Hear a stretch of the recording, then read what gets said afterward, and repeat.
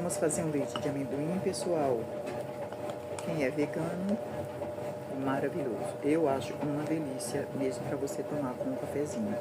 Aqui está um litro de água para uma xícara de amendoim. Bastante mesmo. Quem quiser coar, pode coar. Eu não gosto de coar. Eu gosto dele assim mesmo.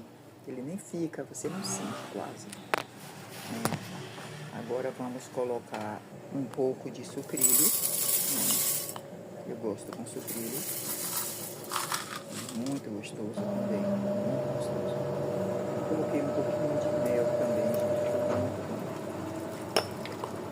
Uma delícia. Uma delícia mesmo. Experimentem, vocês não vão se arrepender. Está maravilhoso. Está maravilhoso. É isso aí, gente. Façam. Muito gostoso. Tchau.